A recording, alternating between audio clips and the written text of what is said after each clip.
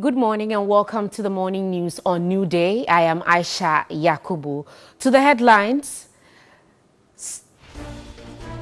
President Akufo-Addo has for the first time opened up on the men's gold saga. The opposition political parties say the president's call during the SONA must be backed by action. Also, Kolebu Teaching Hospital has fixed its magnetic resonance imaging machine, which was broken down for close to a year. And in Nigeria, Nigeria is on the brink of an electoral violence with the upsurge in hate speech and fake news after the postponement of the elections.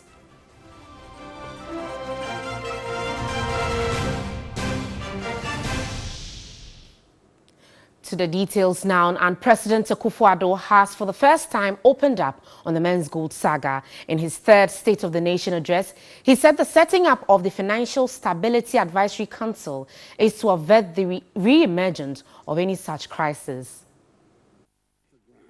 President Akufo-Addo described the situation as tragic. This is a tragic phenomenon that appears to have occurred in plain sight and affected a lot of people, in spite of warnings from official institutions. Last week, I inaugurated the Presidential Financial Stability Advisory Council, an interinstitutional consultative coordination body which groups together all the regulators of our financial system and whose purpose is to advise the President on the measures to be taken to preserve the stability of the financial system. The existence of such a body would have forestalled the emergence of the men's gold saga and will make it difficult in future for any such scheme to get off the ground. Customers have vowed to protest until their lock-up funds are paid them. On health, President Akufo-Addo said Ghanaians will soon be able to register, renew and access health services with the Ghana card. President Akufo-Addo announced that government has paid the 1.2 billion cedi of the National Health Insurance Authority. The president further touched on the recruitment of healthcare personnel. The Ministry of Health received further financial clearance to employ 14,524 nurse assistants, clinical and preventive. These nurse assistants belong to the tranche that passed their exams in 2016 from government health training institutes and have commenced work by 1st February 2019. The Ministry of Health is working to obtain financial clearance for the recruitment of the 2017 and 2018 graduates. He reiterated the importance of the One Constituency, One Ambulance and the medical drone health services delivery. The health delivery system will be significantly strengthened by the expected arrival in June of 275 ambulances, i.e. one per constituency, to make treatment of emergency cases more effective. Drone technology has also been introduced into that system to help deliver essential medicine, blood and blood products to remote communities. On education, the president indicated that a new standard-based curricula is to be introduced in basic schools from September. This will be based on best practices and aimed at improving the quality of education in the country by making children more innovative, creative, and well-rounded. While hinting of a legislation to be passed to redefine basic education to include senior high school, the president stressed the need to equip the youth with technical and vocational skills, adding that the teaching of science and technology needs to be demystified. Young people have to have options on which career path they choose, and I'm glad to announce that all is set for the construction of 10 state-of-the-art technical and vocational education training centers this year. For far too long, we've preached about the importance of TVET without doing very much to demonstrate this importance. We send or urge young people to go to poorly equipped TVET centers, and we're surprised that they are not keen. The new TVET centers will be world-class and attractive to assure young people that they are not being sent to second-best options. 10 science, technology, engineering, and mathematics STEM centers are being built around the country to provide support for the introduction of STEM into basic education after the completion of the successful pilot phase. He noted that teacher trainees will now attain a first degree upon completion of their training. A well-motivated and remunerated teacher is at the center of our quality education and comprehensive teacher policy. This has started with the upgrading of the initial teacher education certificate to degree status and the move to put the teaching profession up there with other professions in terms of respect and exclusivity. President Akufo-Addo announced that a bill will soon be passed to bring all public universities under a common law. If voluntary disbandments by the parties is not feasible, then I'll initiate legislation on the matter. These were the words of President Akufo-Addo at his third State of the Nation address in Parliament, while calling on leadership of the two dominant political parties to come together to end political vigilantism. Many Ghanaians have expressed disgust over the nefarious activities of political militias, popularly referred to as vigilantes. Apart from electoral violence in the past years, the recent incident at the Ayawaso West Wuogon by-election and a shooting at the NDC party office in Kumasi have become a major wake-up call for a bipartisan approach to disband such groups. While awaiting recommendations from the Emil Short Commission on the Ayawaso West Wuogon violence probe, President Akufo-Addo made a strong case for a concerted effort to deal with the menace. The time has been equipped, the police service is being equipped in terms of logistics and personnel. He said it that come September, there is going to be an amendment, a referenda that will give powers for this conversation to carry. So for me, some MPs lamented over the president's failure to touch on recent kidnappings. The opposition political parties say the president's call against vigilantism must be backed by action.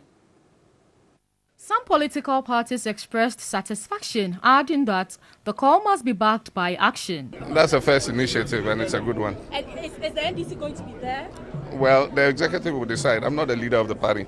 We shouldn't deal with the macho men alone, but those who send them, their masters together. We need a legislation that will combine punitive measures, not only for the assailants from the vigilante groups, but their masters as well. So when the president emphasized on the fact that he's not even ready, his party is ready to engage the NDC, and if the parties are not able to solve the problem, then he has no option but to pass a legislation, to bring a bill to Parliament or maybe a law for it to be passed to ban vigilantism. That alone, I think I can sleep and sleep well today. However, National Chairman of the People's National Convention, Benan Mona, is of the view the call would not address the problem. For the president to come and make this statement at this hour is nothing new, because he has been repeating it. There are instances he has called on Mr. Inspector General of Police to act with the law, and yet nothing has happened. You see, Mr. President doesn't need to come to Parliament to tell Parliament that this is what he wants to be seen happening. Mr. President should have come to Parliament to tell Parliament that in the wake of what happened, I actually have summoned the two political parties who have been the harbingers of this issue of vigilantism or political thuggery. And we have met and we have found a solution that will ensure that we are able to deal with it. In a sharp contrast, this year's State of the Nation address was devoid of heckling and display of placards from the minority. Could it have been the reason for the kiss planted on the president's cheek by the First Lady after his delivery?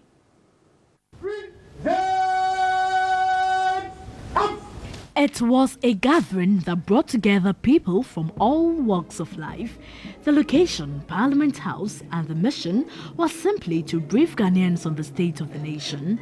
The self-acclaimed Prince of Dagbon, first in the lineage of the kingdom, Prince Abudani, was present. His dressing this time round was, however, in sharp contrast to what he wore during the inauguration of the Overlord of Dagbon. Many were eager for a handshake. The Asin Central MP, Kennedy Japan, was elated. The Speaker of Parliament then acknowledged persons present.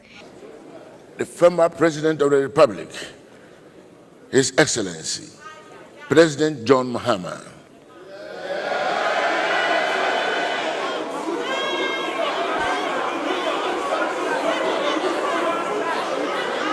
When it got to the turn of his wife Alberta, he had a grin, perhaps the look of love written all over his face. My wife Alberta.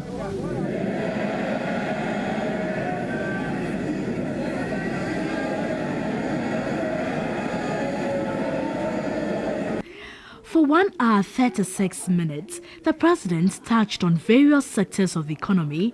It was not only about hard facts, but also lighter moments. My pledge of improving sanitation in the country and making Accra the cleanest city in Africa by the end of my term.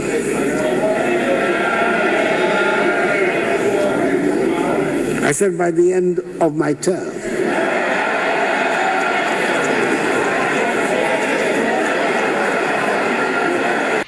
Subtle digs at the opposition NDC.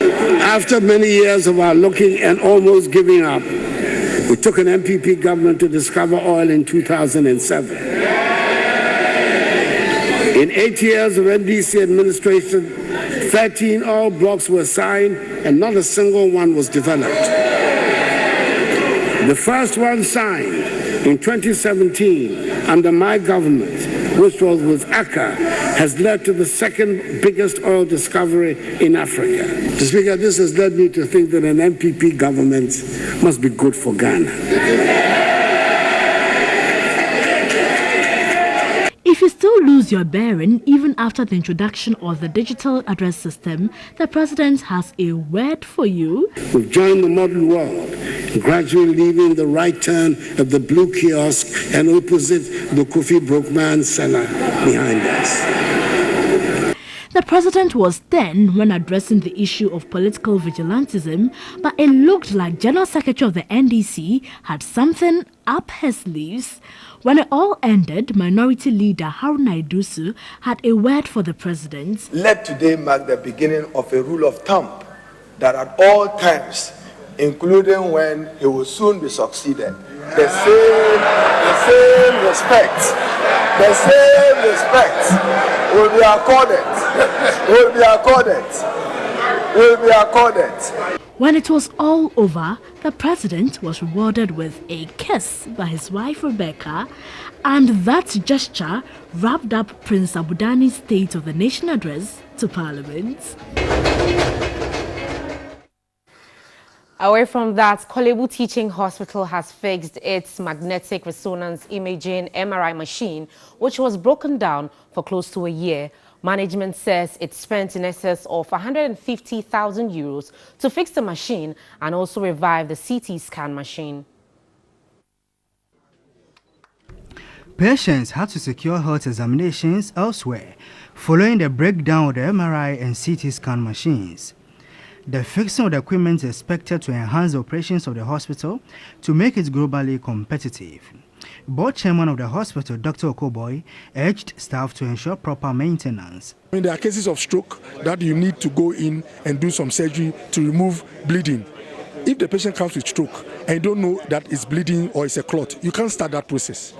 So that is why I'm saying that all of us can be in business. One place must not collapse for the other to work.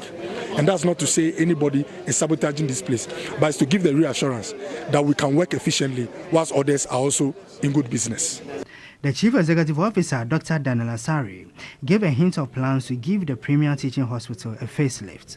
Trying to make sure that when you come here, and this is a Premier Hospital, Kolebu, you should not be asked to go back to a quack or somebody around the street for a text which will be relied upon to treat you in the premier sense. It doesn't happen anywhere in the world. So me coming here and make sure that the premier status of Kolebu is regained.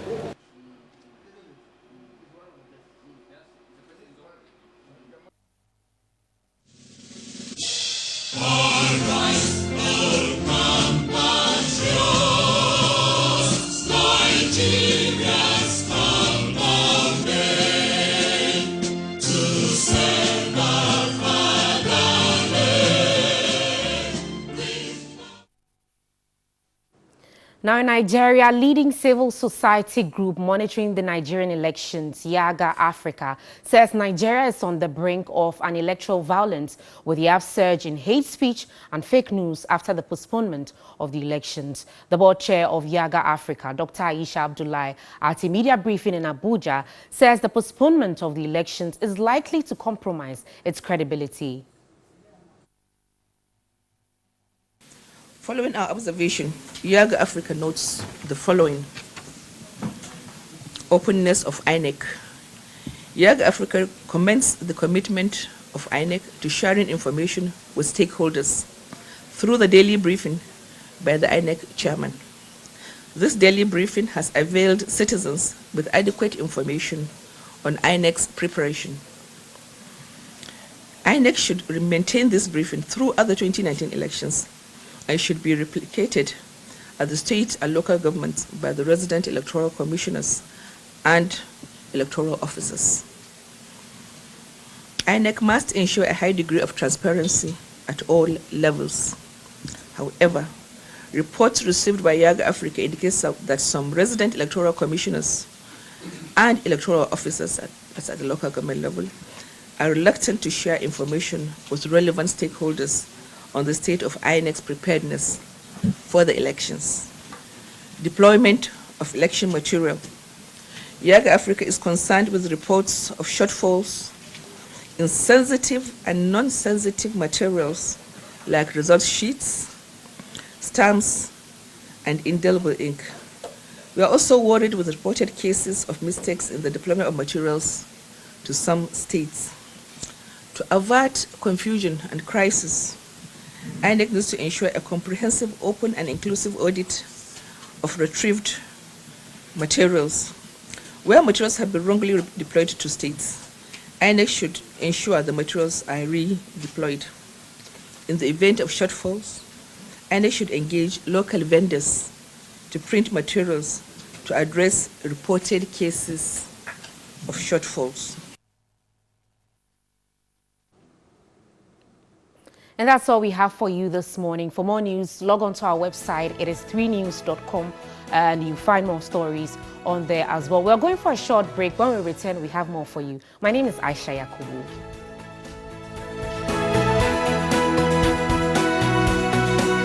Parliament was well composed. I mean, they had their best behavior on, and like the minority, leader said, they hope that even when the favor will be returned. Yes, but it's not about favor. This is how it should be, because then it allowed everyone to listen clearly, to be able to hear what the president said and what he didn't say, and to be able to contribute meaningfully to discussions rather than the obvious, heckling and noise and all that. That just disrupts the activities. Interesting. Yesterday, I was amazed at the kiss myself. It's like, wow, kiss of life. The president is a guy, Yeah, it's nice. Good morning. Nice. Trust you're fine. And trust your expectations were met yesterday by the State of the Nation address, the delivery of that by the president. Well, he fulfilled Constitution, so a constitutional requirement. They will be discussing it come next week and the weeks after.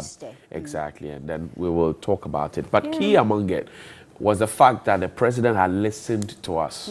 The president had listened to us because at the time we needed leadership, vision, and direction on how to he called it vigilantism, but on how to end political thuggery and hoodlumism. And the president had listened. And if you listen to the rants that we had here, the president mentioned every step of the way what we had said.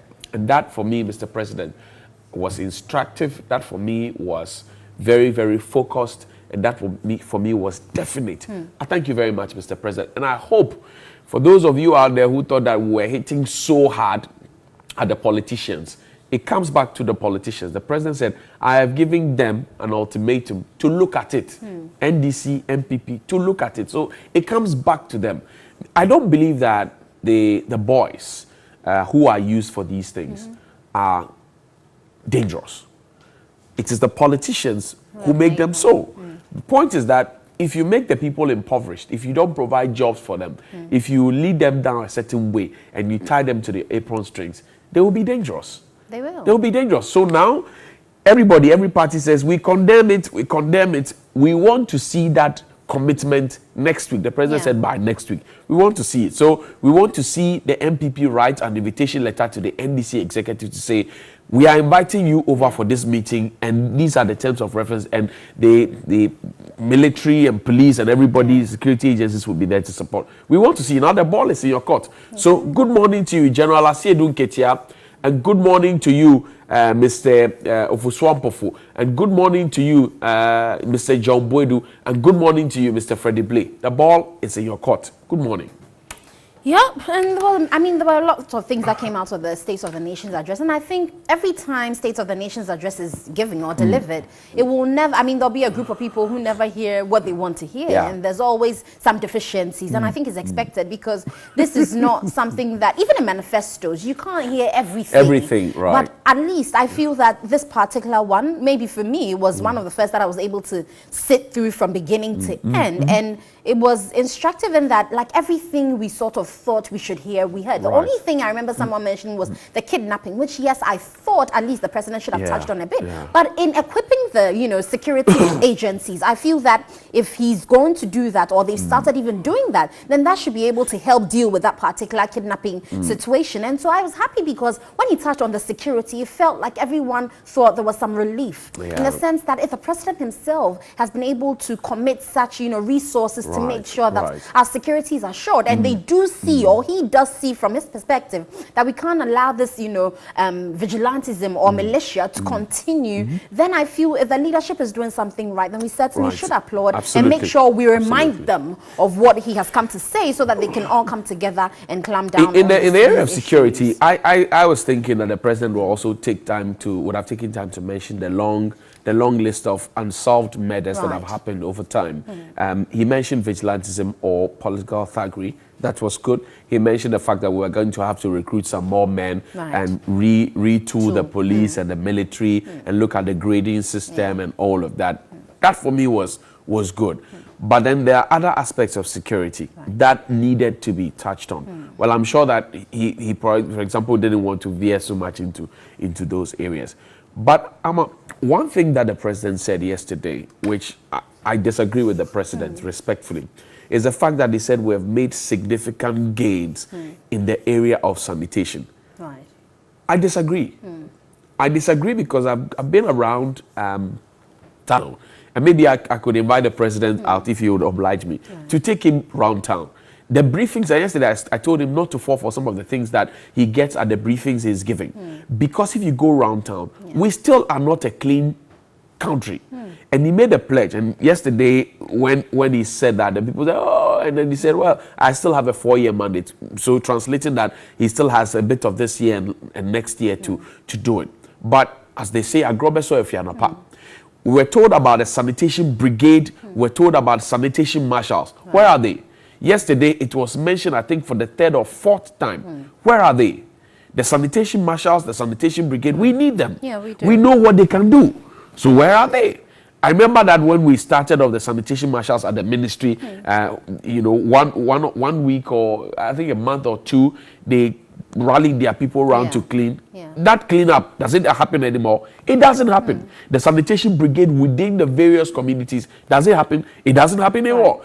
What about the sanitation day, the National Sanitation Day on the first Saturday? It doesn't happen anymore. Now, in the matter of sanitation, we're talking resources, we're talking enforcement of the law, we're talking education. We have been doing education for God knows how long. It's not working. Can we start enforcing the bylaws? Every assembly has a bylaw. Can we start enforcing it? And can we, because custodial sentences may not be working, can we start collecting money from these people to use it to pay those who will clean? Yeah. Can we do that? We certainly should. So if Mr. President says that we have made significant gains. I disagree with him. I disagree with him on this basis alone that, look, if you go around town, a little rain, big flood, and you see all the plastics, and people will say, oh, well, the president is saying that people are working. There's a sanitation ministry, and they're supposed to be working. What work are they doing? Between what we know or what we saw, what was promised, and what has been delivered, how do we measure? That's the metric. Yeah. What we knew, what was promised, and what we saw or what we are seeing now, what has been done. How do you measure it? So, Mr. President, respectfully, I disagree with you when you say sanitation has improved. I don't agree.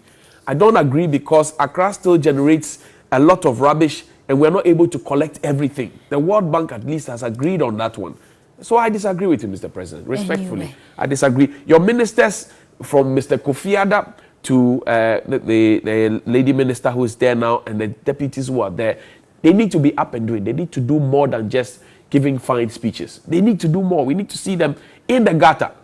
We need to see them. Anyway, let's just run you through what we'll be discussing today. We'll certainly talk about the State of the Nation's address, and we'll give you the chance to also rant about that. Then we'll talk about blood donation, which will be happening tomorrow. Yeah. We'll tell you more about that. TV3 in partnership with the National Cardiothoracic Center, certainly. We'll find out what your take is. I mean, many people are afraid of donation. When we talk about donation, a lot of people don't come out. But indeed, when you give life, I mean, when you give blood, you save a life. And you need to do that because you never know. It just could be you needing it at some point in time. The National Blood Service, and I think we're doing it this year with the Accra Regional Hospital, Range Hospital. It's happening at the Osu Oxford Street, right by the mall. So we are out there, and once you come, you get goodies, you get to meet on-air personalities, some celebrities, you get to enjoy free music, good music, and great company. Saturday, so come out and donate blood, help people. Dr. Ama is here, and she will tell you how, you know, blood is essential in treating people. And it's interesting how people keep giving excuses just because it's something that we haven't really been taught the benefits of giving blood, or people don't appreciate it because elsewhere, when you move beyond the borders of Ghana, many people see it as something that is just right to do. Even putting away religion is just, you know, you're taught from a childhood that this is because you're doing it for the good of another person. It's something you have to do. So they don't even demand. You hardly hear of blood drives. People walking freely, voluntarily to come and donate blood. But in Ghana, we keep having to ask or demand for it. And that even technically doesn't make it to if I should say good, because then it's as if we're coercing you in a nice way to do something. But if we understand that it's important, I think it's the fear. People just generally have fear of seeing blood, of just lying down and being pricked. Just the thought. And people's experiences haven't been too good, and what they give out there, what they go home and tell. Immediately I got that I fainted. Just because person A fainted doesn't mean everybody who comes there will faint. There are different circumstances. He may have had blood pressure, you don't. He may have had anemia, you don't. And so let's go there. If the doctors screen you and they say you are not worthy of donating, then that's fine. But even that doesn't mean once they say you can't donate at this point, doesn't mean that for forever life, you can never donate. Interesting. Please. I know that I've seen a bit of what you talked about because I was at the MTN blood donation, event, and one or two people fell off, and it was because the doctors came to explain that look, it's either they are not eating before they came, and they were not truthful enough to say they are not eating, or immediately they finished donating blood, they rushed off, so the vigorous activity. Or the place was too warm and they had to drink a lot of water. So there are a lot of factors that come to it. It doesn't mean that you can't donate blood. And guess what? Blood expires. That's what most of the time we're not told. They take about 32 days or so for it to expire. So if you donate tomorrow, after 32 days, it will be useless, literally. So now if you are donating just once in a year, or you take every 2 years to donate just once, think about that person who is helpless and who needs your blood. Tomorrow, we beg you, come out and support us. We're looking for blood to save lives. Anyway, let's take a break. We'll be back with more here on Newday. Stay with us. Don't change the station. We have more packed for you this morning. Welcome back and thank you very much for joining us. Let me say happy birthday to you, Madam Gillian Baba Hitcoat, General Manager, Communications at Stratcom Africa, from the entire staff and management of Stratcom Africa. Gilbert, good morning to you and thank you very much. Let's rant. We're ranting about the State of the Nation address as delivered yesterday by the President of the Republic of Ghana, Nana Addo Dankwa Akufo-Addo. On the streets, what are they saying? Take a listen.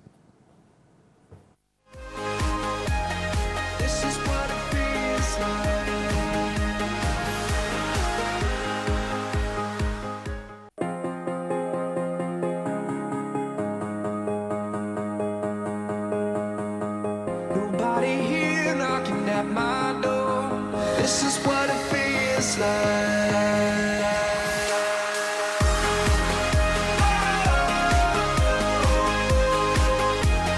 This is what it feels like. Good morning and welcome to Daily Rant here on Newday. My name is Josh Quinnin, and yesterday the president delivered his third State of the Nation address. He touched on the economy, he touched on health, education, agriculture, to mention but a few. He also talked about the fact that there have been strong economic fundamentals, inflation reducing to some 9%, and people said it was quite a good news, and that usual heckling by a minority was missing. And so the question for this morning is that if the address was really the true state of the nation. Let's engage the public and let them tell us what exactly they felt about the address. This is Daily Rant. Let's keep talking. For me, watching from afar, I think that that's not a true state of the nation, but anything he says, I don't know, but for me, he didn't touch on the things that he ought to touch on. I wanted to hear about the cedi, how the cedi is depreciating, but the president decided to avoid that. And that is unfair because a lot of the businessmen in this country trade with dollars, you understand? And if you can't do anything about it, and the people are complaining about their import duties and stuff like that, and as you are coming to give the State of the Nation address, and you avoid such a sensitive topic or a topic that is dear to most of the businessmen, and you avoid it, I think you are not being fair to them, and this is not a true reflection of the State of the Nation address. This statement of address is truly statement of address. Sure, I'm not sure sanitation has improved in any way, because actually, even though we as the citizens play major, like have been affecting but I think there's more room for improvement. You see, sometimes when you want to look at this through the political way, you could see that the current government is not doing well. No. You can't tell me that. No. Don't say that. No. You can't tell me the government is not doing well. What do you want me to do? Let me explain. What do you want me to do? I'm coming. Per what they said in opposition, we are going to arrest. When I arrest you, can you move? You can't.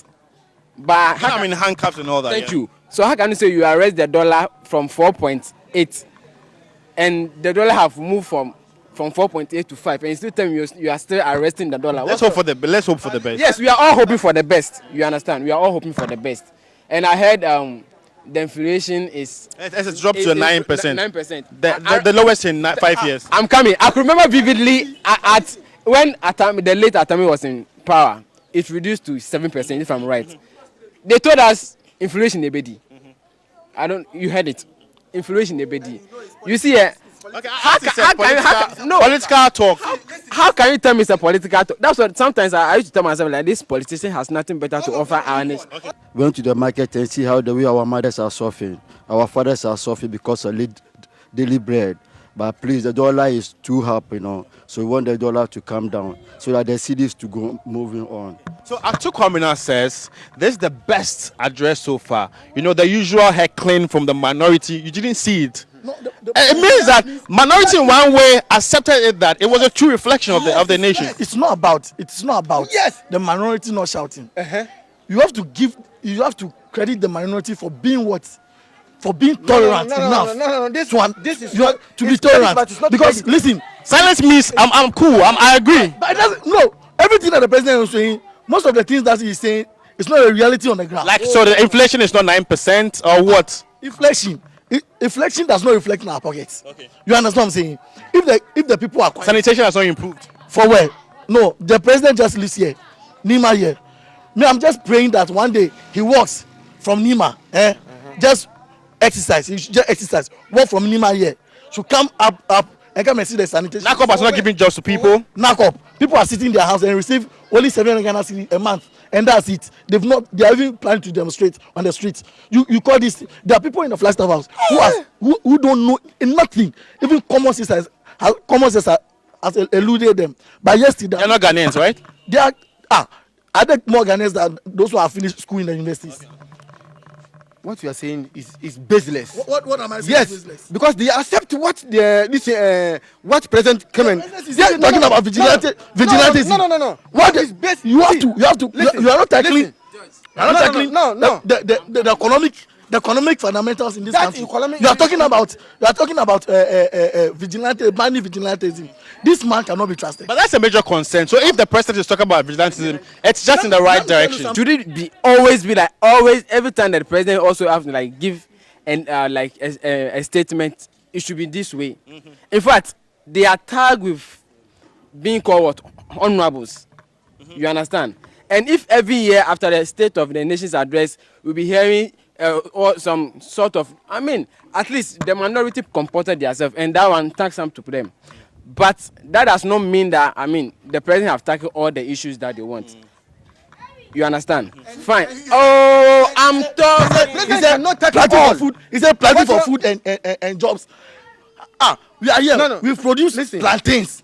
And president is happy, showing off that we plantain. That is going to boost food security. Plantain with food security. What about maize? Yam or what? What do you want? What about maize? What do you want? What about maize? What about rice?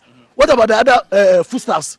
And you are posting with plantain, seasonal food. No. If you go to Alabama in the US, they have a place where Martin Luther King was when he was arrested.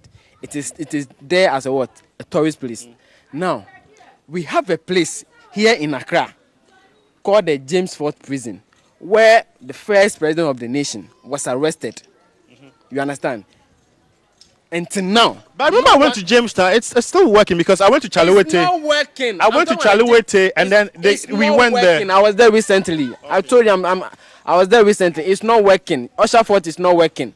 James Fort is not working. I know the president said they have plans to upgrade some of these sites. So let's hope that it will be captured. Let me ask this question. President, on a scale of 1 to 10, how would you assess the address? I'll give you 2 over 10. 100%. 100%. There's no doubt about that. For what? Yes. For what?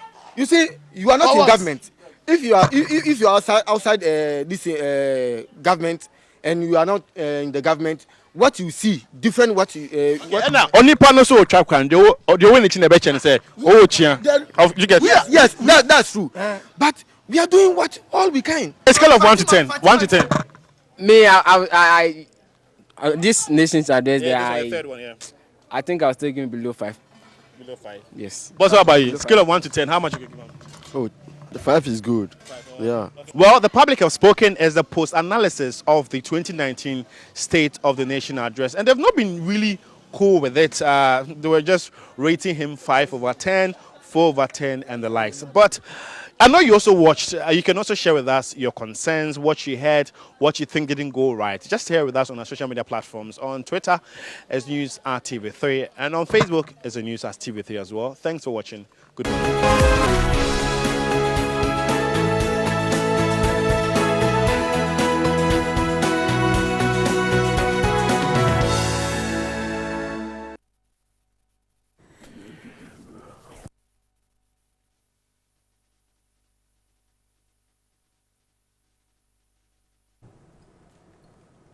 Welcome back and thank you very much indeed. We'll start off with the Ghanaian Times. It's a State of the Nation address ending political violence and vigilantism. President calls for ceasefire, orders NDC, NPP to dialogue to end violent attacks. Government earmarks 1 billion Ghana cedis for low-income housing project. The Daily Statesman. Ghana, Tunisia signed 3 cooperation agreement. Northern agriculture to get 147 million euros boost. Stop the violence. President rallies NDC MPP in passionate appeal for peace. And Mahama swoops to buy NDC delegates. 300,000 Ghana cedis for each regional chair. Juicy. The Independent newspaper. Nagrat attacks Akufo-Addo. Kicks against combination of subjects. NCCE boss commends president for directive on party militia, and Akufo-Addo to make history. No more vigilantism in Ghana. President warns private militia warlords. And NDC flag bearer race. Unity is key to ensure NDC's victory in 2020. Koku Anidoho sends an advisory note to all the aspirants. The Independent newspaper. Asking MPP NDC to deal with vigilantism is narrow approach. Professor John Gachi is the head of finance department of the University of Ghana. That's what he says. and indebtedness causing uninterrupted water supply services. Analysts. The Daily Graphic. Wisconsin UCC clash today in final of Tertiary Business Sense Challenge. New company takes over ECG February 27. Let's come together. And as a handshake, the president and the minority leader, the majority leader smiling along and the IGP watching on. Let's come together to stop vigilantism. President tags NPP, NDC. Minority welcomes president's call to disband vigilantes, and 5 defendants demand documents from Unibank's receiver. Finally, the Daily Guide. Let's crush vigilantism. Nana directs NPP, NDC. Economy in good shape. Jubilee going solar. And Akufo-Addo visits Bema camp today. Mohammed scheming to rig primary. My guests this morning are the MP for Ekwapim South and a Deputy Minister for Local Government and Rural Development, Mr. Obi Anwa. Honorable, thank you for your time. Thank you, and also the Messiah of Damongo, the Honorable Adam Mutawakilo. Chief, good morning. Good morning. He's also the minority spokesperson on energy issues. Gentlemen, good morning and welcome. Thank you. Let's start off. What you say is the Messiah of that is where I have a problem. What, you don't. No, I'm the servant. The servant of the people of Damongo. Okay, but they say that they like you.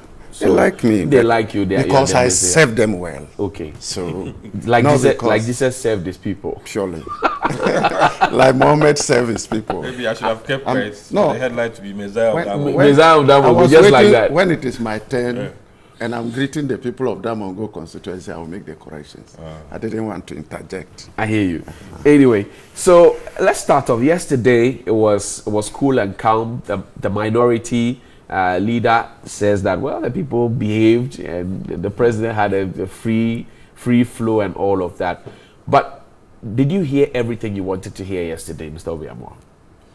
Well, thank you and good morning to viewers and to the good people of Ekwapim South. The capital Ebri, the mighty Ebri. You asked whether I heard everything I wanted to hear.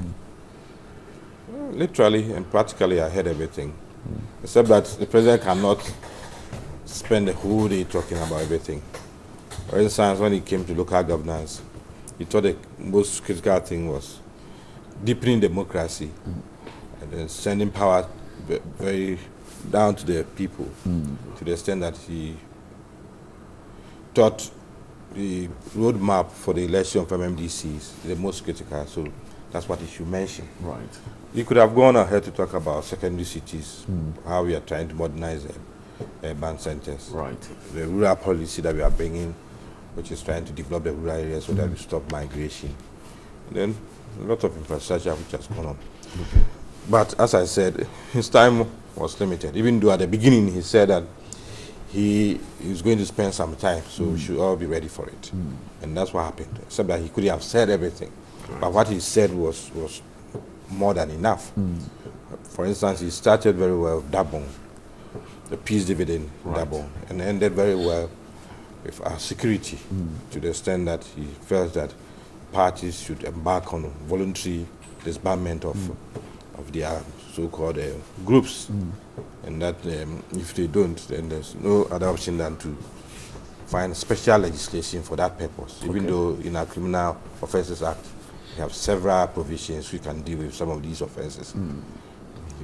I believe that indeed we can also pass special law to deal with some of these things.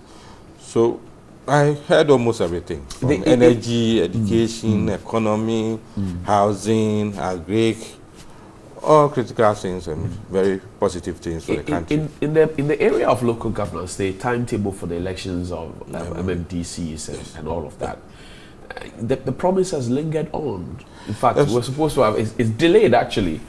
Unfortunately, it means that probably you are not following what is happening.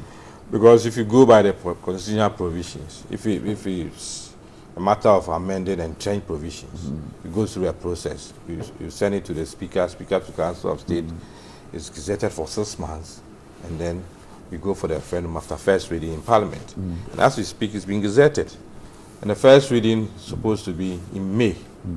And once it's read in May, it means we're ready for a referendum. I know this process, Honorable. Yes. I'm just saying that the promise that was given, and I'm sure you heard some of the promises. No, it was newspaper headlines. No. So it's not about following. I'm saying that per following, I followed what promise was made and what has been I think done. That's why I'm saying that. There are two things. That's why I'm saying that probably we end up rehashing this whole thing again. As late as last year, the same State of the Nation address.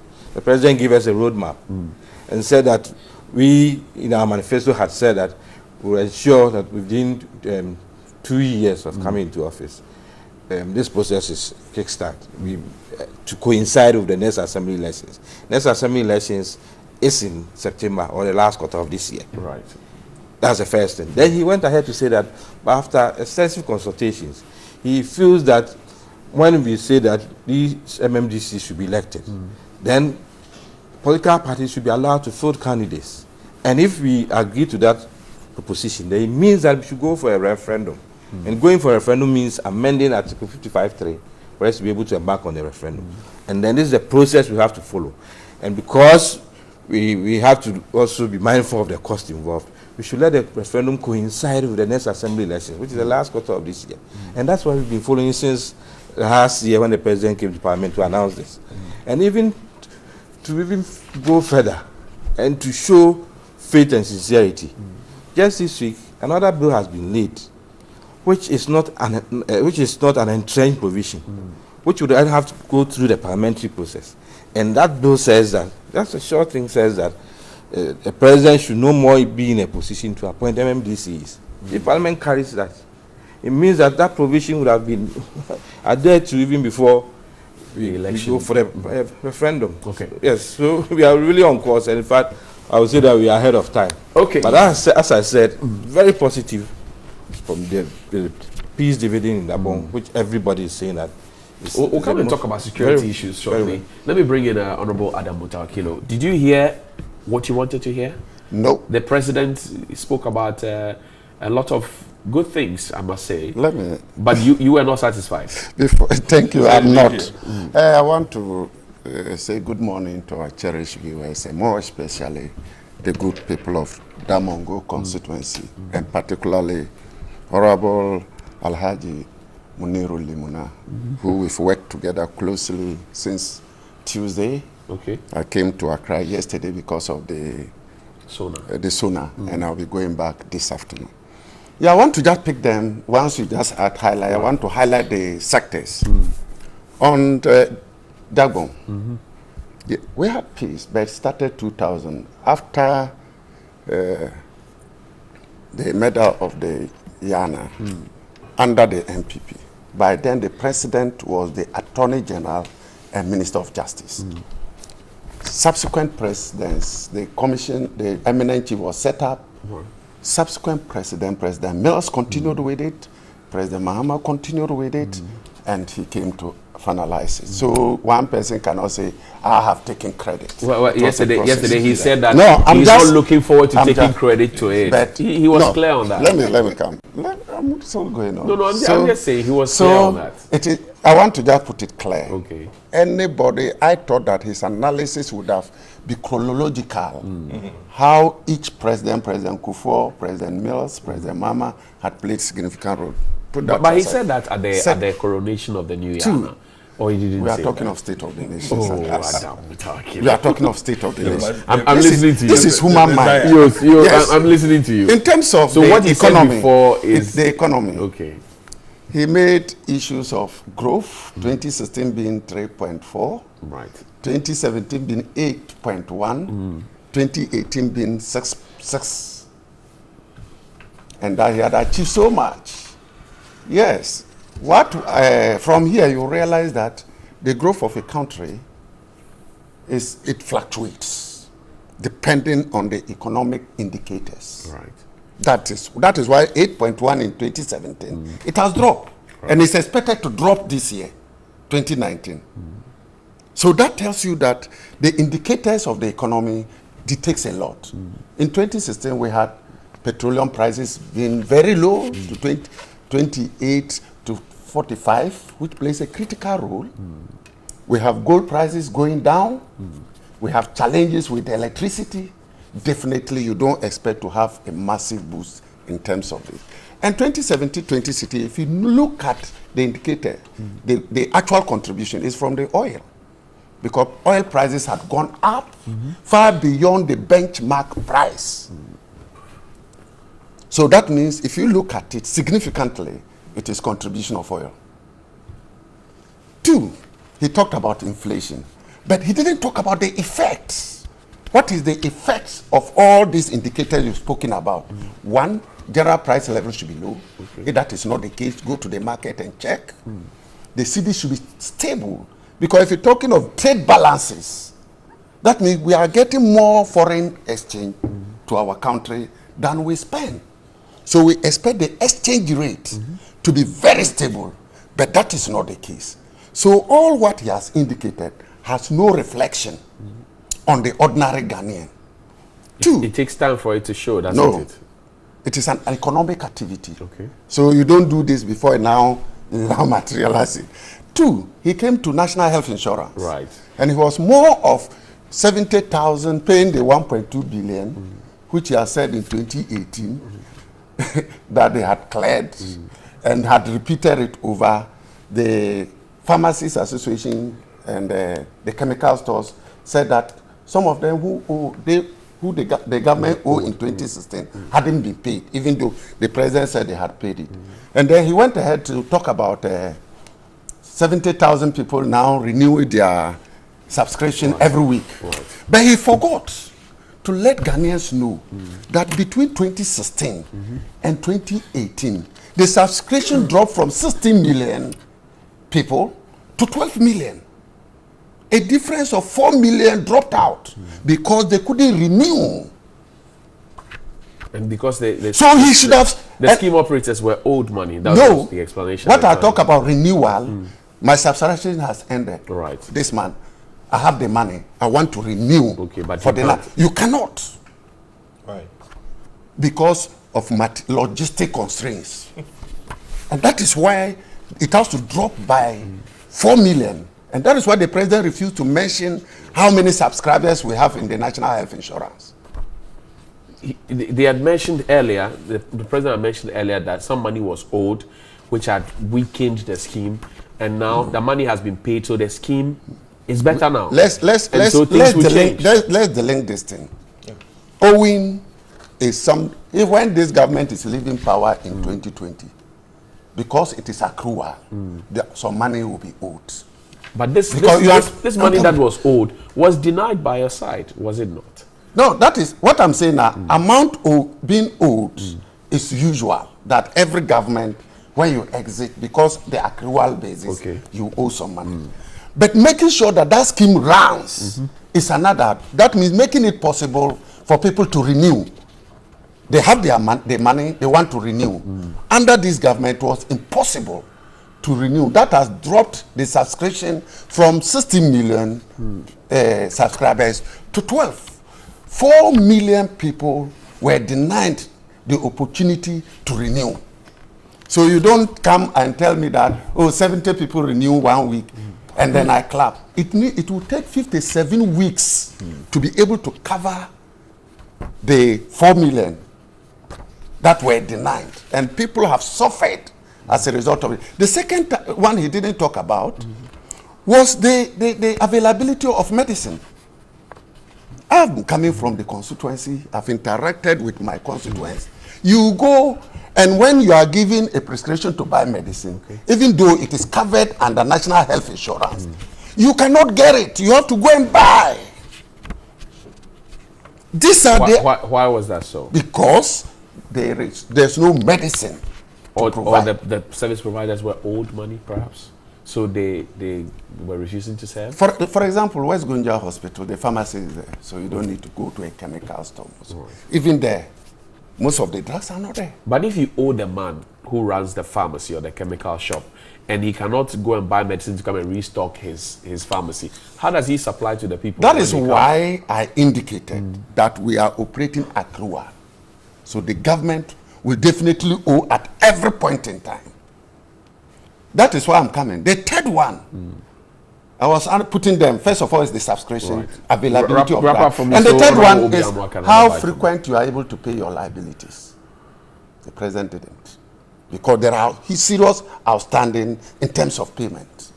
And that is why President Mahama had indicated that if he had won, 1% of the oil revenue will be dedicated to ensuring the liquidity of the system. Now, when you come to energy, for that one, he just misfired. But I'm struggling to understand if there's a scheme that has X number of subscribers, and they are working, they are all paying to ensure that the money goes round, because we can't all be ill at the same time, okay, or we all don't get ill at the same time, because the Ghana Health Services, they are doing a lot of public education and all of that. How come then the scheme suddenly decides to fall off? What was wrong there? First, the auditor's report that came that said people had mismanaged funds and all of that, is that the case? Is one of settings when the little resources that come is not properly applied. Okay. And the Auditor General had raised issues in respect to that. The second one is priority. Okay. If the National Health Insurance is more prioritizing in undertaking infrastructure, instead of making sure that the necessary medicine is made available and the necessary payments are made, that is where we have a problem. That is why we have a problem. Okay. Energy, the president is fired on energy. We'll talk about energy. Let's Honorable Obiamwa respond to some of the questions you have raised. So, Honorable, he's talking about the fact that there's an accrual. 4 million people were denied resubscription, and the fact that the president has not spoken about how to pay the people. Medicines are not available, and many others. Thank you. What do you say? I'm glad you raised certain questions which more or less put him on the spot and then corrected some of the statements he was making. And indeed, whether we like it or not, we inherited 1.2 billion. And the 1.2 billion wasn't for just a quarter. It had been in arrears for a long time. Some of us in Parliament, the then health ministers will come and tell us the state of it, and even how they thought that the whole scheme was collapsing, and how they said we should all find a way of bringing this up. Thankfully, we've come in, we've cleared the arrears, everything is on course. We try as much as possible to revive this whole thing. So the major issue now is national health insurance better off or worse off? Right. Is national health insurance collapsing, or is it being revived? The figures and everything show that, I mean, if you owe providers this kind of money, you go, they will tell you we are no more interested in national health insurance. It became more or less cash and carry. When they were leaving office, it was cash and carry.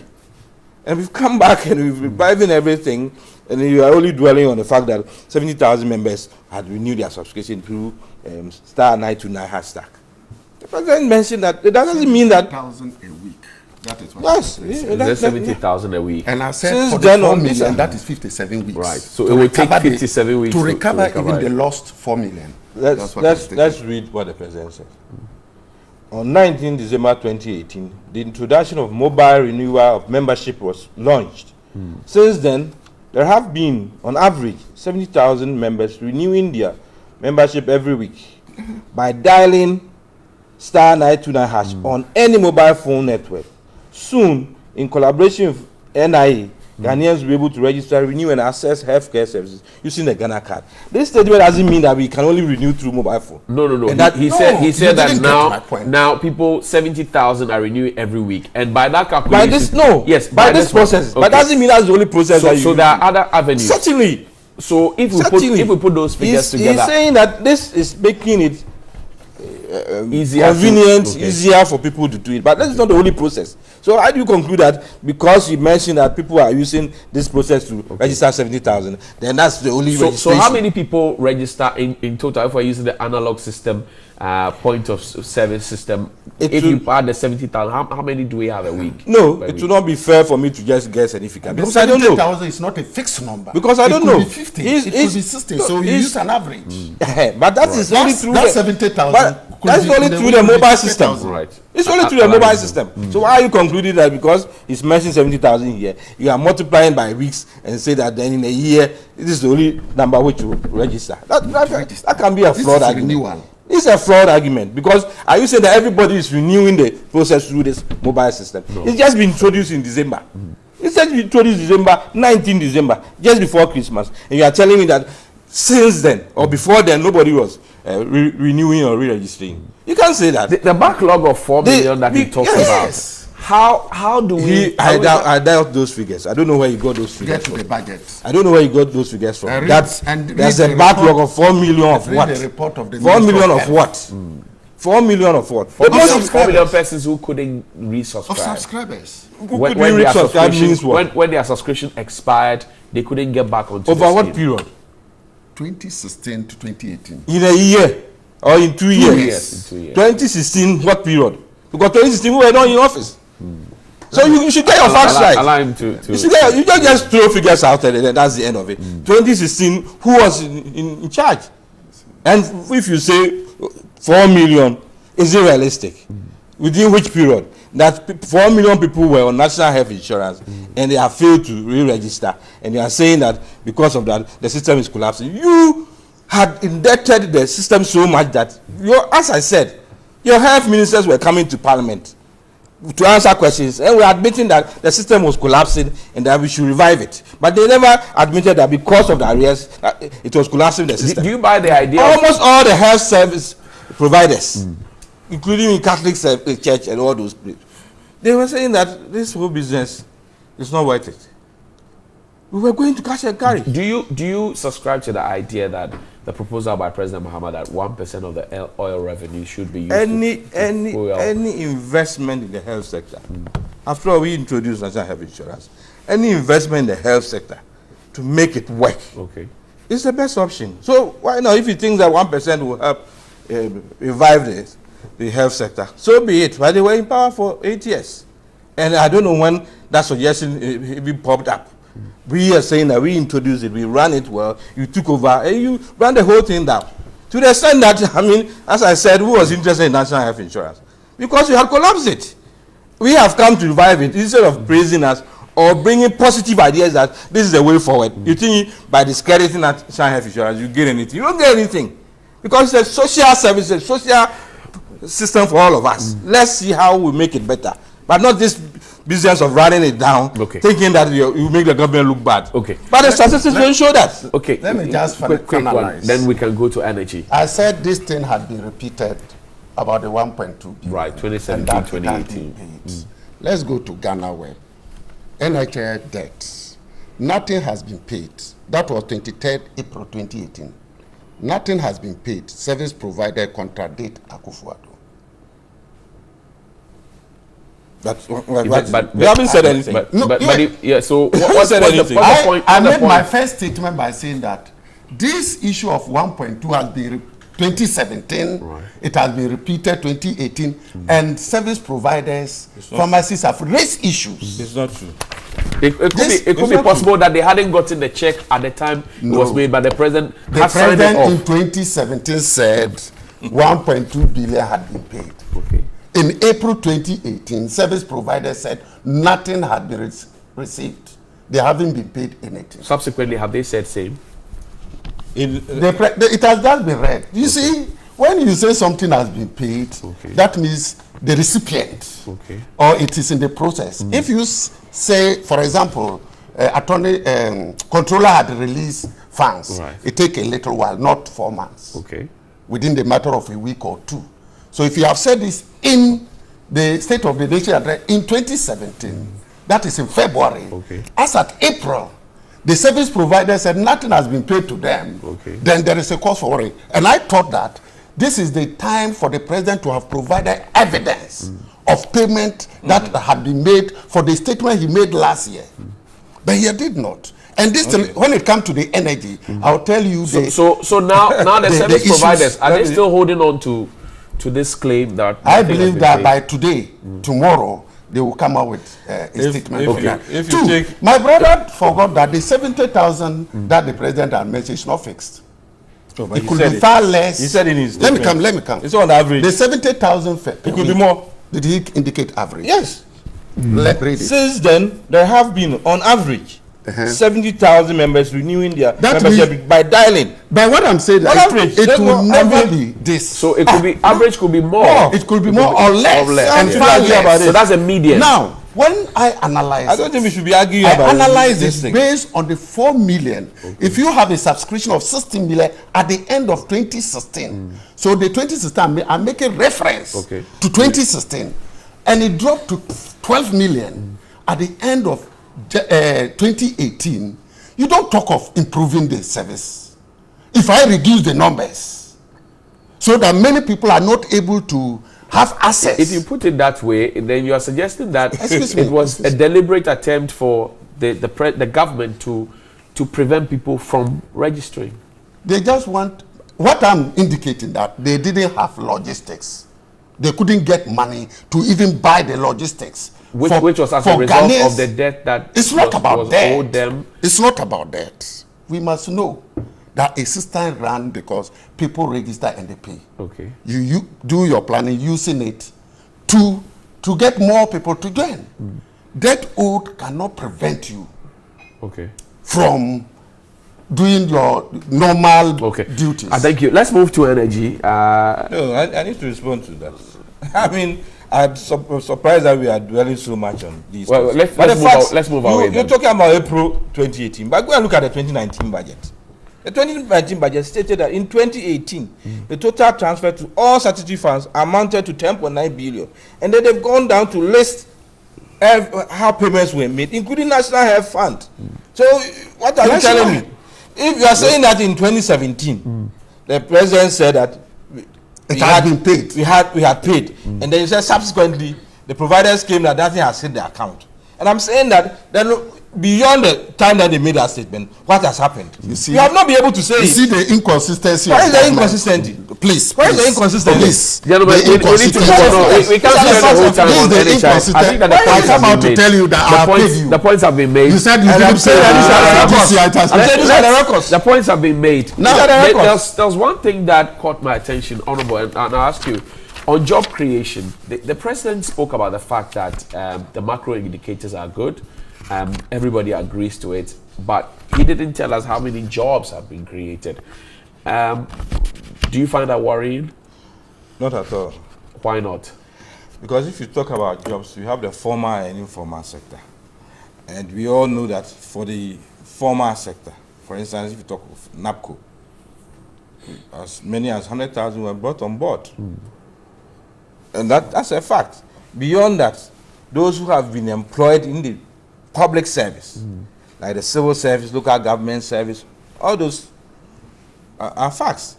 And indeed, if you look at what the president put out, apart from the former public sector, he was also talking about the private sector, where people are giving startups to be able to provide their own basis for bringing out businesses, etc., etc. If the president comes to say that I've created 1 million jobs, everybody say, hey, prove it. Where did the 1 million jobs come from? But he has broken it down to the public service, the private sector, and efforts being made to even increase this kind of employment. So how come it doesn't have a register of the jobs that have been added? Some 745,000 jobs were told by the Agric Minister have been created in the Agric sector. So if that's the aspect, we could say, okay, in the energy sector, this is how much we created, education sector, in that sense, you're rather saying that I wanted to hear this, I didn't hear it, so it doesn't exist. No, I'm just asking. Some of the facts and figures are already in the budget. He doesn't need to repeat them. You understand? Some of the facts and figures are already in the budget. What he felt. So how many jobs have been created? Do we know? I will not sit here to tell you that we've created 1 million jobs. Okay. Because every sector keeps employing, and then we update it. Okay. I will not sit here. But I told you that even at least for NAPCO, I know this is how many were brought on board. Okay. For local government service, I can say that 3,000. Okay. For Office of Head of Civil Service, I can say that 5,000. So it should be easier for the statistical service. That's what yes, of course they will have the figures. Ministry of Employment will have the figures. But the fact that the president didn't mention it here doesn't mean that we don't have these institutions who are collating these figures. You understand? Adam, the president spoke by touching from sector to sector.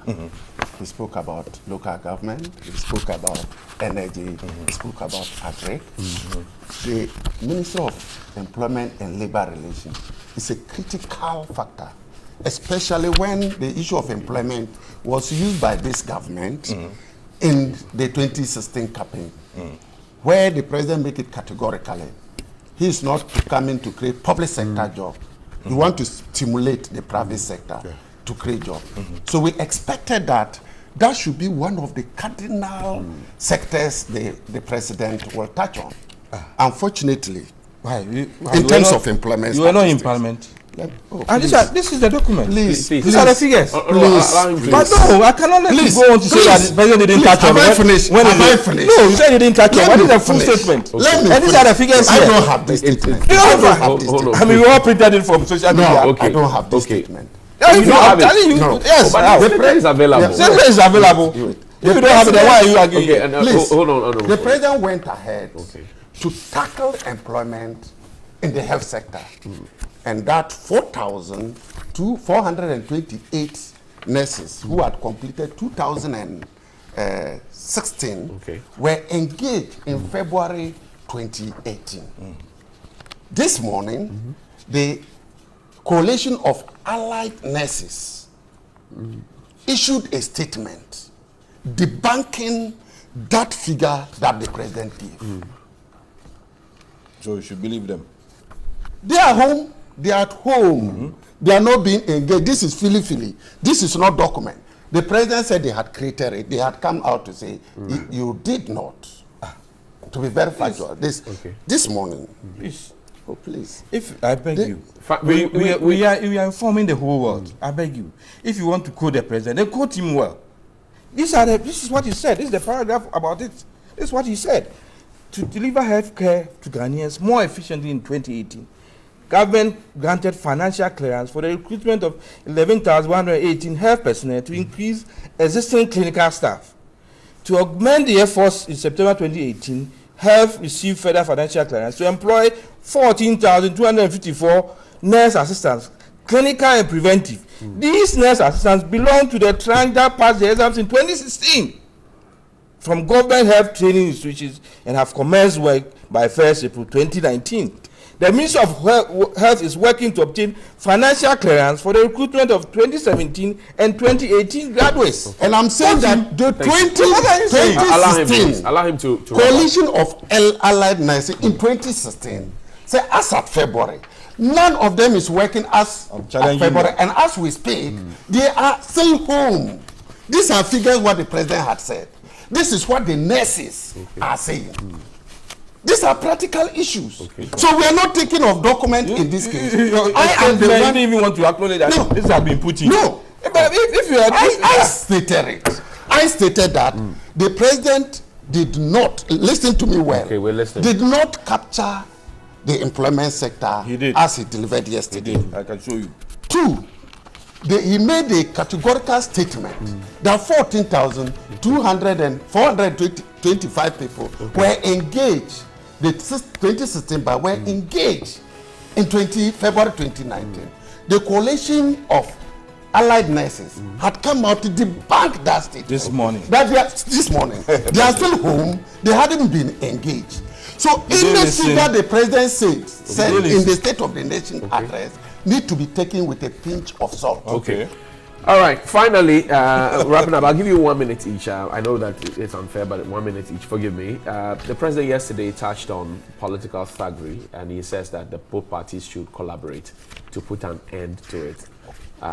Is this a good invitation, worthy of your participation? Yesterday, I was so disappointed when the president made that statement. Why were you disappointed? You don't want vigilantism to stop? No, this is the commander-in-chief of the Ghana Armed Forces. The responsibility of the state lies on him. Current trend by the vigilante group wasn't a political vigilantism. No. What happened at Ayawaso West Wagon was not MPP tax who had gone to act. This is MPP tax who had been recruited to national security to mete out terror to civilians who had wanted to go and vote. So it has gone beyond party level to an institutional level. It has gone beyond party level to institutional. How can party vigilance... You can't conclude like that until the commission of inquiry is done with this work and submitted a report. Please. Don't you agree? No, but we listen. One, and we watch. One, the vehicle that was used. This back and forth, the president said, I am giving direction that both parties, NDC, MPP, should sit at the table and end this, forgive my friend, nonsense. I'm saying that. I'm asking you, as a member of parliament and a key member of the NDC, is this call necessary? If yes, no. I mean, I don't want us to do that. That is why I said that I was disappointed in that statement. Okay. That he's reneging on his responsibility. The IGP has said that if we put a security solution to a political problem, we may just be beating around the bush. It's not. This is a political problem. It's not a political problem as such. It is a security problem where vigilantes were recruited into the national security who acts on behalf of a political party. So first of all, is to get rid of that vigilantes who were recruited into the national security. Get them out so that we are certain that the security is not infiltrated with vigilantes. But would you go for this meeting? Then we now go for... Would your party go for this meeting? I'm not a party leader. Okay. Would you advise your party to go for this? My general secretary had said... Would you advise the party this will not lead to any meaningful ending. Would you advise your party to go for the meeting? I believe that the first and foremost is for the president to clean up the security system. Honorable Biamwa, the call has been made on you, a burden put on the parties. Would your party extend the invitation? Certainly. And even before the president spoke, I heard a national organizer on one of the networks, Peace FM, saying that he's inviting his colleagues on the other side for us to sit down. What the president said, what the president read, is here. Indeed, yes, this week, within a party, factions within a party, just to sit down to iron out their differences, you ended up with murder. And these boys are known, and the party people have themselves come out to say that these boys belong to this particular party. So if the president is saying that voluntarily, sit down and see how you curb this so that we move on, or the best option will be legislation. I think we should all embrace it. Right. We should embrace it and let's stop this business. I'm rather disappointed in NDC. So we're done here. The Honorable Adam Musa Wakilu is a member of Parliament for Damongo constituency. He's been here on the ticket of the NDC. He's also the minority spokesperson on energy. And the Honorable Obi Amwa is the MP for Ekwapim South. He's also Deputy Minister for Local Governance and Rural Development. Gentlemen, thank you for your Friday morning. And His Royal Majesty Dr. Chukwudi Hinetu is the king of the Igbo community. He's been speaking. Let's take a listen to him.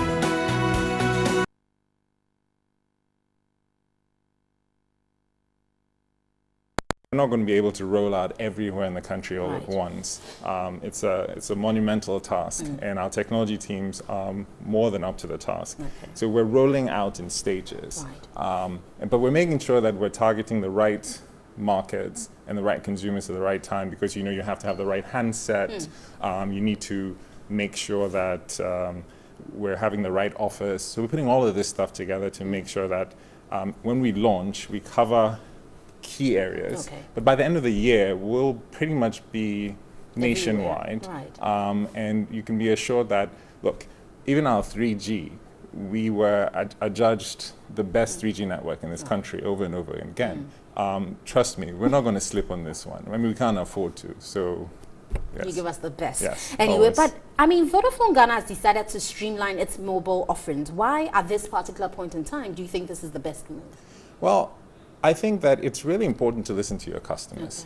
And at the end of the day, we started realizing that we, in our zeal to engage customers, we had built an incredible portfolio, but it was just a little too much. It was overwhelming. I mean, we had in excess of 60-something offers. And on just the integrated offers, which are the offers that give you voice and data, we had over 15 offers. So we decided that, hey, let's go back to the drawing board. Let's look at our customers' usage patterns. Let's talk to our customers. I mean, our insight teams went out, we had focus groups, we actually talked. We have things called Happy Feet where we go out into the market and learn more about our customers and what their needs are. And we came up and realized that, hey, we can do this a lot more effectively. So the journey started with launching a product called Freedom. And now we've rehashed our red offerings from 15 to 8 bundles. And we think that we've gotten it right. We think we have, we know we have the best mix of local voice and data in this market at the moment. Right. Okay, but every time you change something or you bring something new on board, what people are worried about is affordability. How affordable are these new packages you've put together? So we've made sure that we look at what people's needs are and the usage patterns, like I said earlier. For instance, we've always had 1 Ghana and 2 Ghana. That hasn't changed much. What we actually did on the 1 Ghana and 2 Ghana is that we made it a little richer in terms of the reach of voice. So now you don't have to worry too much about, am I calling a Vodafone number or am I calling somebody else's network? Right. Those daily and 3-day offers, price point remains the same. It's pretty much the same bundle, just a few more minutes. Right. So still giving that great value. But for the other bundles, we have offers where we have tons and tons of minutes for Vodafone. And we realized that, hey, people want to speak to their friends, their family, uninhibited, right? Why should we stop them? Right.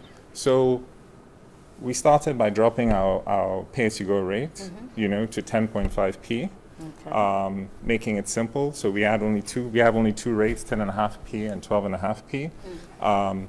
Then we've worked on the bundles, and what we've done with the bundles is make sure that any minutes in, I would say, 5 out of the 8 bundles are all what we call cross-net, so local calls in Ghana, meaning that when you're calling, you don't have to worry, oh, is my allocation for Vodafone still there? Is my allocation for other networks still there? No.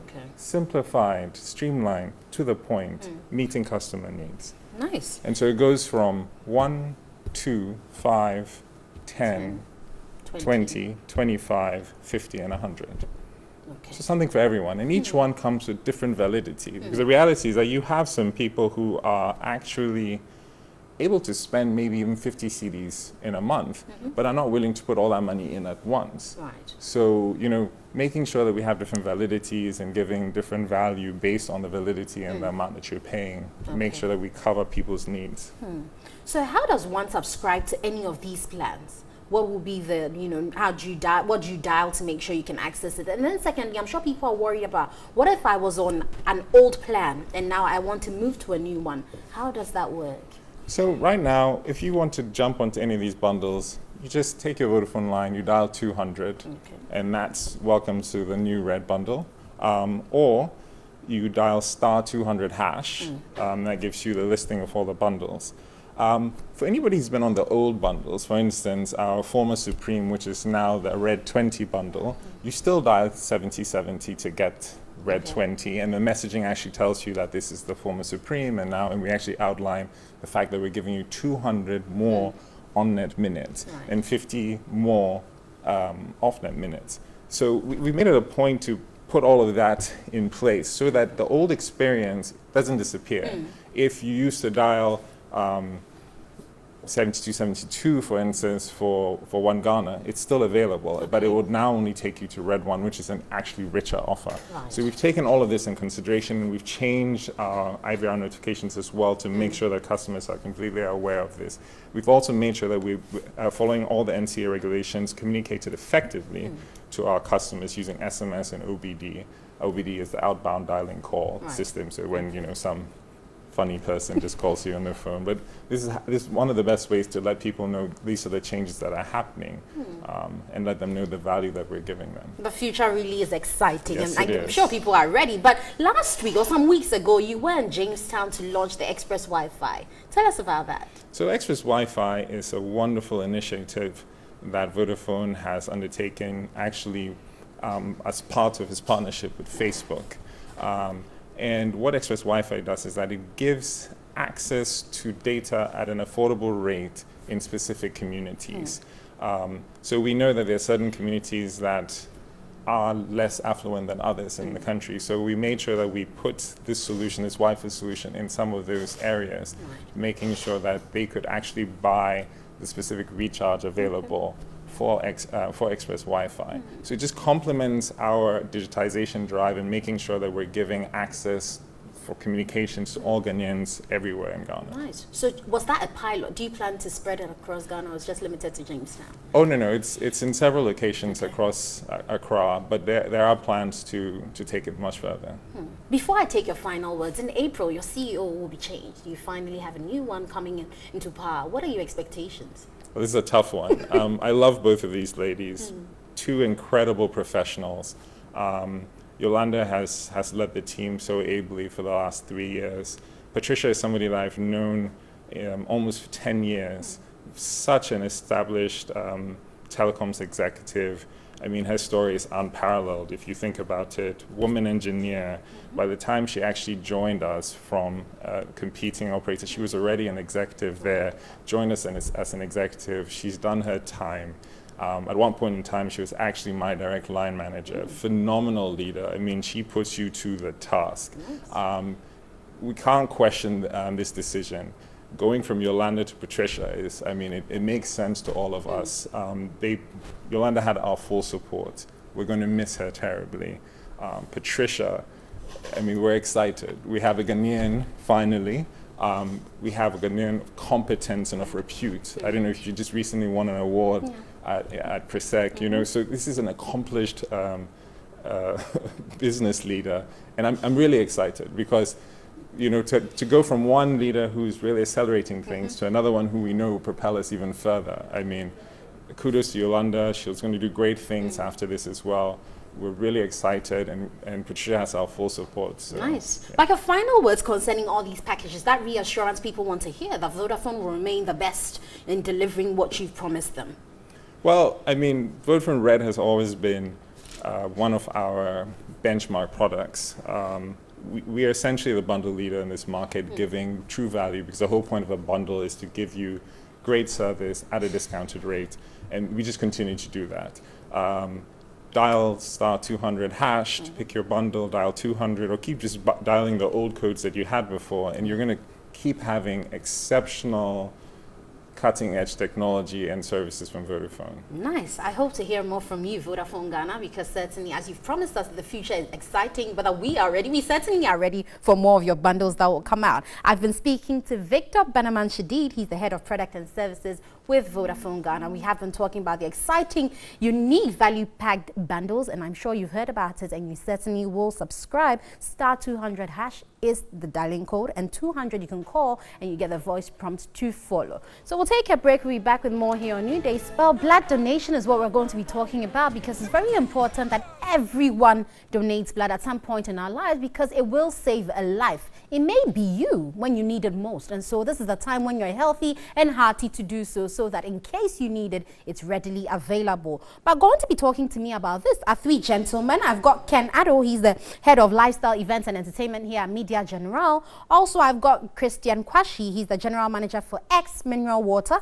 And then Emmanuel Adipa Adapo. He's a doctor and member of Greater Accra Regional Hospital Blood Bank team. And they're all partnering Media General to make sure we get this blood donation drive going. Let me start off with you, Ken. Why is it so important? Because every year we seem to talk about blood donation, but let's drive it home why it's, you know, at the center of the affairs of Media General, and why we keep doing this year in, year out. Thank you so much, Doc. I think that this is the first time I'm meeting you this year, right? Yes. Yeah. So Happy New Year. Happy New Year to you. Of course, in the month of February, we call it the month of love. So Media General 3 Foundation, TV3, and the entire group also always puts it out that we want to give back to society, we want to support society. And so we support the blood bank because it's become a very pertinent issue in our society. And so this is what we do in every February. When it's February, We go out there, we get into the communities, we get people to donate blood. We gather people, we had free health screenings and all of that, so that we can support our society. We have to give back to society. We certainly I mean, do. because we deal with viewers, we deal with listeners and readers as well. So this is what we do to support our quota. Great. Let me come to you, Dr. Adipadapo, because you work with the blood bank team and you want to understand why it's necessary that we do these things. And also having encountered some of the many reasons people give for not donating. Can you give us, insight into what donations are about and why it's important as a Ghanaian to do so? Thank you very much. It's very important to be a voluntary donor because the benefits are enormous in two ways. It's beneficial to the donor and it's beneficial to the recipient. Now, as a doctor, I am between these two. So the donor who regularly donates blood is very conscious of himself health-wise. And is also very conscious of that day when he will also be a patient, that the need for blood will arise. And therefore, when that time comes, that's why we call it a blood bank. It's like saving for the day of need. And so, and for the recipient, his need is immediate. Now, we have from children to adults.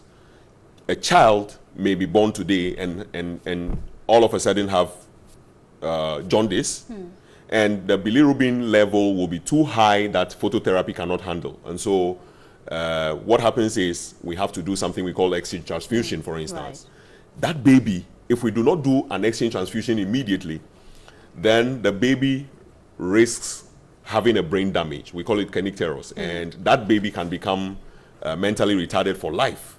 Now, your blood as a voluntary donor will save that child and integrate him into society to grow and contribute his or her quota, like TV3 is doing. Everybody here, if we had not, escaped that danger, we would not be here today. Now, an adult who may have been involved in an accident and bleeding profusely, there is nothing you can do but to replace the blood immediately. And so that need arises. So we need to have blood in the bank. And the reason we need voluntary donors is that their blood is the safest. Now, they are not coerced to donate. And you cannot repay a voluntary donor.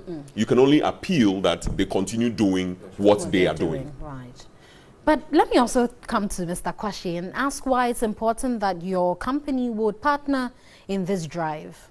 I think it's extremely important for us. We also see blood as life. Even the scripture says that the life of the animal is in the blood. And the transporter of blood is water. And so therefore, as ex-mineral water producers of water, we deemed it very, very essential to be part of this agenda. Apart from that, we believe that it is time to give to society. And key among what we can give in the month of love should be blood. Nice. But doctor, let me come back to you and let's just touch on some of the things that scare people from donating. Because someone has had a bad experience and is spreading it, and everyone thinks it could happen to them.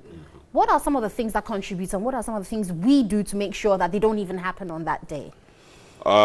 Key among them is some experiences in the past that a voluntary donor may have had, which is having donated, and when the need arises, possibly you are not able to get blood for him or her. It's very disheartening. And therefore, we are moving away from that. Because it has, given a lot of people that shying away. And once by word of mouth, they say, when I went to the hospital, I wasn't able to be given blood. And I wasn't even reassured that it will be available soon for me. Then there is bad blood. And therefore, now the voluntary donor's card serves as your passport to donation, and that's the remedy we are giving to that. A lot of people also, especially the first-time donors, that positive stress, we call it eustress. When you are going to travel, the anxiety that is there. I mean, how am I going to bleed after that? Am I going to collapse after that? Those scare a lot of people from donation. And many of the time, now I have taken it upon myself that once I'm there and I see those anxieties, I am there to personally guide you through. And sometimes immediately you put in the needle and the person begins to donate. He says, is that how all? it is? Is Yeah. that all there is to Right. it? And so, I mean, those forms of anxiety as first-time donors, of course, those of us who have donated a lot more times know that it is nothing to be scared about. And, you know, that knowledge that I am going to give to somebody I may not even meet or I may never know in life, but will be able to save that life, is key to, you know, bringing them all on board to be able to donate. Very well. So, Ken, those who are interested and are going to make it for this blood donation, where are we meeting? Where is this taking place and when? Okay, beautiful. I think that we're just about 24 hours away. That is exactly tomorrow. By this time, we'll be on the Oxford Street near the Osu Mall. Exactly, Osu Mall, tomorrow, 23rd February, Saturday. And we're there from 8 a.m. to 5 p.m. From 8 a.m. to 5 p.m. And that's where we're going to have the activity. And what it is that, I mean, all our on-air personalities are going to be there to encourage people, to motivate people as well. Of course, we are not doing this alone. X Mineral Water is supporting us. Next Kofa Black Tonic from NS Chemist is also supporting us, and also the community hospitals as well. What we are doing in addition to the blood donation is a free health screening exercise. So that, I mean, we still want to do that, giving back to society, finding out what people, diseases and people are suffering and they are not able to even go to the hospital to do checkups. This is the opportunity we are offering people to actually come out to do just that. So Oxford Street tomorrow near the Osu Mall from 8 a.m. to 5 p.m. Everything is absolutely positively free. Nice. And so tomorrow we'll all be meeting there, 8 to 5. You said Oxford Street. You just come with empty hands, just a heart willing to donate. And we are giving out, we have freebies as well. I mean, souvenirs from, I mean, X Mineral Water, souvenirs from Accra Regional Hospital, souvenirs from TV3, Media General 3 Foundation as well. I mean, we are giving out what you want to drink, food, everything is going to be there. There's music as well. Of course, when we are around, entertainment is around too. So we make sure we bring the people the best. And so tell me about Talented Kids when you talk about entertainment, Ken. So what we are doing is that it's a beautiful weekend. We are starting off with this blood donation exercise tomorrow, and then we are capping it up on Sunday. We are adoring the final contestants after going out to Kumasi and Takoradi, and then final auditions in Accra. We are adoring the final 20 contestants for this year. This year marks the 10th anniversary of Talented Kids, and we've seen talents, including DJ Switch, Samuel Owusu, Wow, and all of them coming through Talented Kids. And so on Sunday at the West Hills Mall, from 10 a.m. to 6 p.m., we're going to have a fun fair, and we're also going to outdoor these wonderful kids from TV3 one more time. So TV3 and Media General plans to keep you engaged over the weekend. Saturday, we've got the blood donation. And Sunday, we've got Talented Kids being outdoors for you to see. So make sure you join in the fun. But let's go and have an exclusive interview with His Royal Highness Dr. Chukwudi Ihinitu, who talks to Johnny, telling us a bit about Nigerian elections, how the people of Igbo in Nigeria feel concerning the ways administrations have been led, and what's going on in the Nigeria scene altogether. Let's find out. Welcome back to TV3 Newday. The Nigerian elections are coming up. I'm sure that you've also heard in the recent weeks the conversation about our Nigerian brothers and sisters. They've had the unfortunate tag. We've also heard how some of them we're told that have stood up to authority in certain quarters. We'll be dealing with all of that in a conversation with His Royal Majesty, Eze Dr. Chukwudi Jude Ihinitu. He is the chief or king of the Igbo community in Ghana. Chief, welcome. I see this in a Nigerian movie. Maybe we'll try out. Okay. That's 3 times. Easy. How did you feel when the Nigerian elections that was well publicized and all of that, few hours to the elections was cancelled? How did you feel? We felt so bad. Very, very bad. People like us who were at home, who flew all the way from Ghana to Nigeria to go and cast our vote and choose who's going to lead Nigeria for the next 4 years more. But it was very, very bad. Quite unfortunate that a couple of hours to the election, by 3 a.m. in the morning, election was supposed to take place 8 o'clock in the morning. By 3 a.m. and the INEC announced that the election will be postponed to the next 7 days. Right. It was a big shock to everybody. Remember, as of that time, and you know, in Nigeria, the system of election in Nigeria, anywhere you are, you must go to where you register for your vote. Absolutely. So a lot of people have traveled from far and near to various communities where we want to cast votes. Some people have traveled with their families. Some also are thinking about maybe riots or something along the line. They've also leave wherever thought they are. Airlines are shut down, businesses are shut down, borders are shut down for people to go and cast their vote. So for such announcement to come is a big shock, and it's also a financial loss to the government, because Nigeria lost a lot of money that day in any level of business, both in government sector, both individual and private sector. So it was a big shock to Nigeria. Professor Mahmood, the INEC boss has said that, look, we won't cancel this again. But do you believe that? I believed it. Because the reason why I said this is, as of yesterday, he said 95% of all the materials needed for the election is being dispatched to various areas. Now, the only little comma statement he made, he said, sometimes you might see packages that belongs to another state come to another state. So if such thing is found, that the people should send it back to Central Bank of Nigeria within the state where it is, and that will be dispatched to where it's supposed to be. So if he has said 95% of the electoral materials has been sent, I believe the election will hold. I see. Interesting. There are two forerunners, General Buhari and Mr. Atiku, and the forerunner, PDP and APC. Where do you belong? You want to say? I'm a traditional ruler, so I'm not a partisan person. I don't belong in any political party. Everybody contesting the election is a subject to me, because anybody that wins the election, we work together. The reason why I say we work together, I'm a leader, I'm a traditional ruler, so my duty is to bring our people together, talk about peace, promote our culture, and, you know, promote business, promote the name of Nigeria in diaspora. So anybody that comes in there, I don't... But you will vote? Of course, I'm going to vote. I'm going to be there. I'm leaving tomorrow night to Nigeria to cast my vote. You've seen the campaigns. Have you been happy with the way they've gone? Both gentlemen, some say both gentlemen are over 70. Both gentlemen are Northerners. Both gentlemen have, you know, been in power before. Mr. Atiku has been vice president before. General Buhari himself has had military leadership and now democratic leadership. And people think that for both of them, their time is up. They shouldn't have even put themselves up again. What do you think? 100% I agree with that, because the leadership today is supposed to be in the hands of the youths. If you look at President Muhammad Buhari, the very first time he got into power, look at the age, he was below 30 years then. And he has run too many government portfolios, you know, below 30 years. And today he's over 70-something years, he's still contesting the election. He's supposed to go home and go for retirement and project new ones, new breed.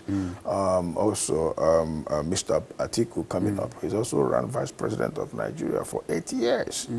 And he has also held so many other government high portfolios. So I think at this level of Africa, and it's not only Nigeria, entire Africa, we need to look at leadership in Africa.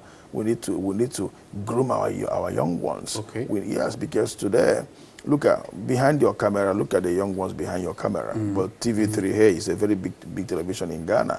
It's owned by somebody. The person that owns TV3 might be 80 years, might be 70 years. His company is growing. Who are those running the company? The youths. Look at you, how old are you sitting down here? But look at the wonderful interview you are conducting here. So the youths are seriously, the young ones, let me not just the youths, the younger ones are seriously projecting the nation, projecting the world in terms of technology and everything.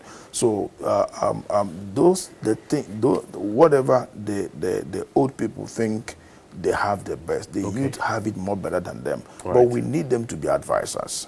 They need to advise the young people. Yes, we need them to be, because whatever you are seeing today or tomorrow, the older people, they've seen it 30 years ago, they've seen it 40 years ago or 20 years ago. So being around you, advising you, you'll be able to use the modern system today to make up what they told you that happened 40 years ago. They'll be able to have a quick result. I see. So to me, we need them, but not at that level of presidency. Right. You've seen the ballot sheet. Interesting. Over 70 presidential candidates. Is that normal? It depends on how the INEC wanted it for, you know, people to just come in and register political parties. In Nigeria, to interest you to know that they have 91 political registered party To me, it's wrong.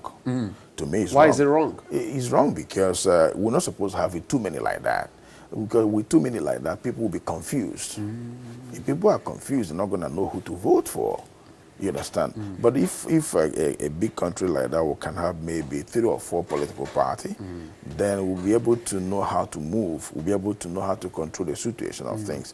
But 70-something, presidential candidates, people are going to be so much confused because if they are not, if you are not voting because this is not my party member, you might vote because he's my brother and it's coming up. You are voting because it's my friend, it's coming up. So who are those votes are we going to count on? Interesting.